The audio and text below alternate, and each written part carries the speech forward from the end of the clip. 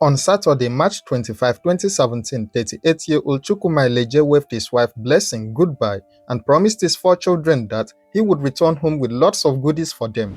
He was a delivery agent for an online shopping company and he needed to make some deliveries that day to earn money. The pressure was on, their house rent was due and their landlord had already given them 1 week notice to pay up or be thrown out. Chukwuma left home that Saturday morning full of hope and determination. Sadly, he never returned. What his family did not know was that the customer he was going to deliver the items to had no intention of paying for anything. He had put a very horrible plan in place to ensure that he received all he ordered without having to pay a kobo. Chukwuma Eleje was just a normal man trying to provide for his family. He worked as a delivery rider for Jumia, one of Nigeria's largest online shopping platforms. His job was to pick up items that customers had ordered online and delivered them to their doorsteps. On that fateful Saturday, Chukwuma had received a delivery assignment. A customer had ordered 2 smartphones online. These were expensive items worth a lot of money. Chukwuma's job was to take these items to the customer at his address in Shell location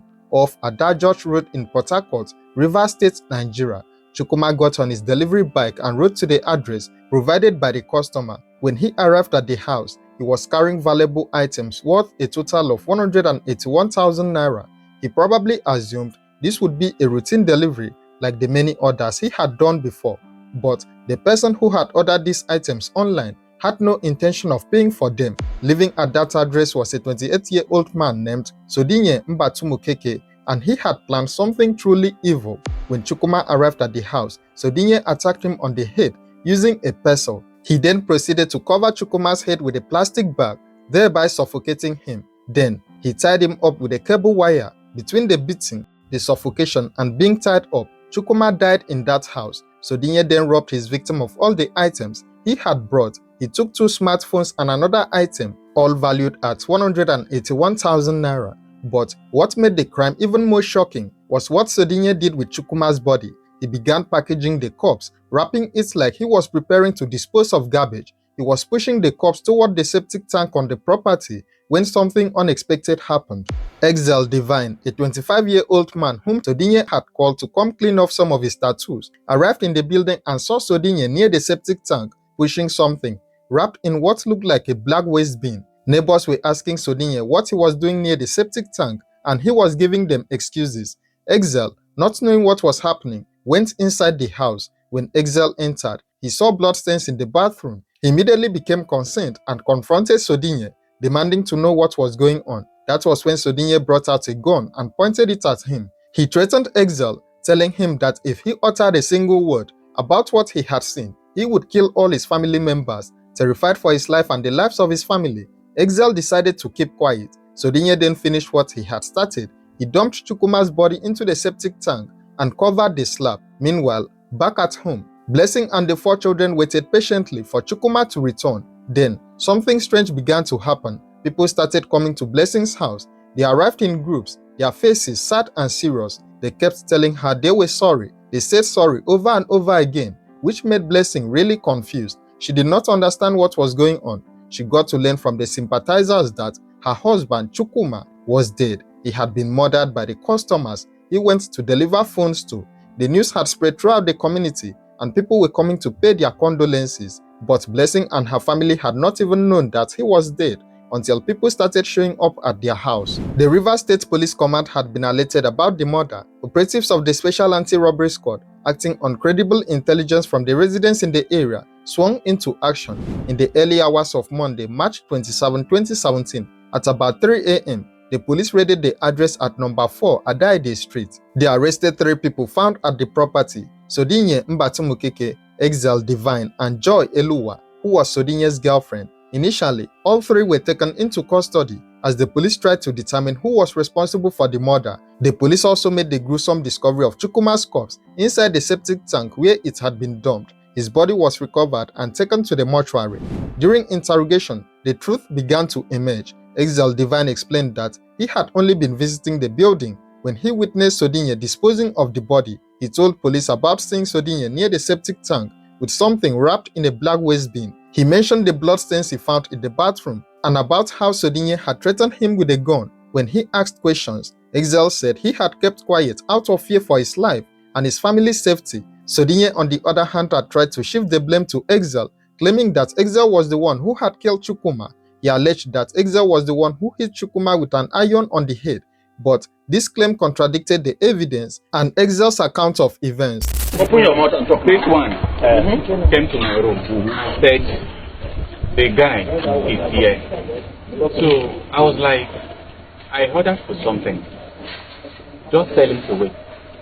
He came from Ogoin to draw me tattoo. And he's just like my boy in the house. I told him, tell that man to wait for me in the house.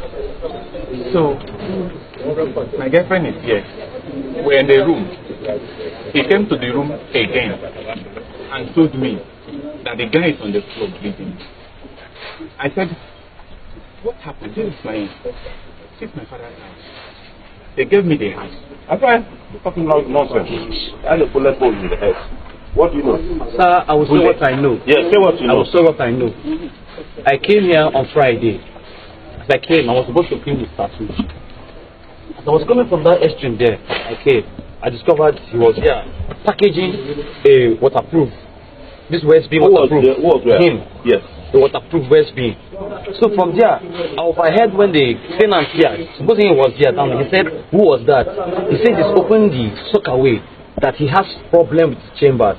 That was not my business because I'm not living in this place. Yes. So, and I said, okay.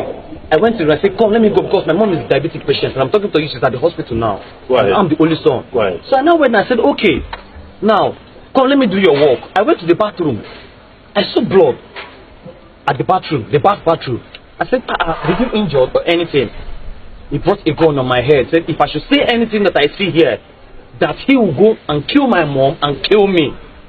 That was why when the police came to detain me, I told them the truth and I brought them here instantly.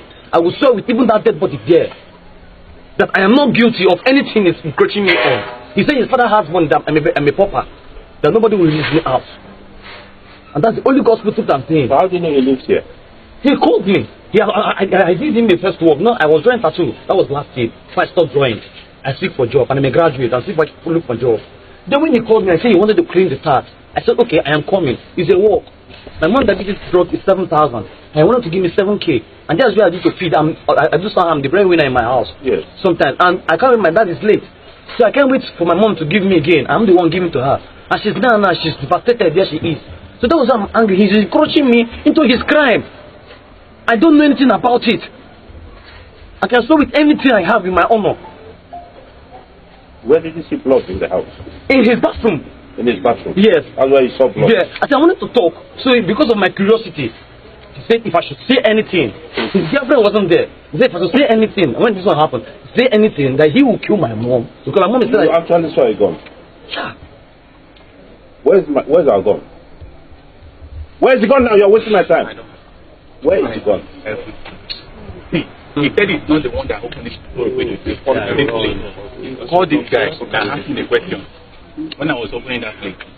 If it's him with me that's opening that place or my girlfriend, he told everybody that my girlfriend with me. Oh, that kind of thing. Wait, who ordered with this motorcycle from the junior? From the junior? Yes. I won't deny that. So, is he aware that he ordered that motorcycle? He's aware. What plan do you have? He's aware.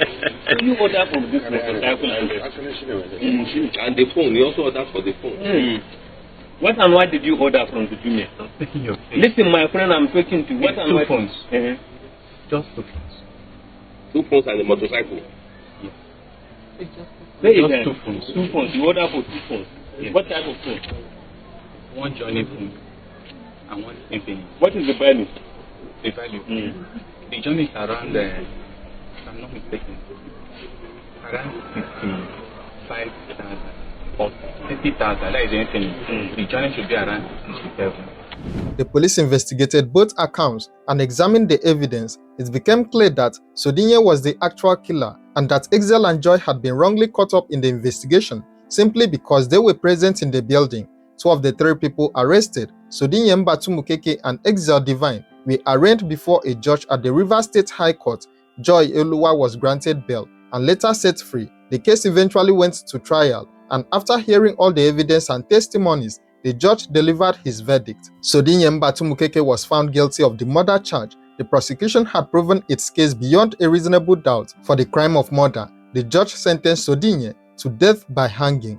However, Excel Divine was discharged and acquitted of all charges. The judge ruled that the evidence clearly showed Excel was not involved in the murder. He had simply been an unfortunate witness who had been threatened into silence. Joy Eluwa was also found to have no involvement in the crime. Sodinye's lawyer expressed displeasure with the judgment. He stated that his client had ordered the case to be appealed at the Court of Appeal. What do you think about this case? Share your thoughts in the comments below, and don't forget to like, share and subscribe to this channel for more true crime stories.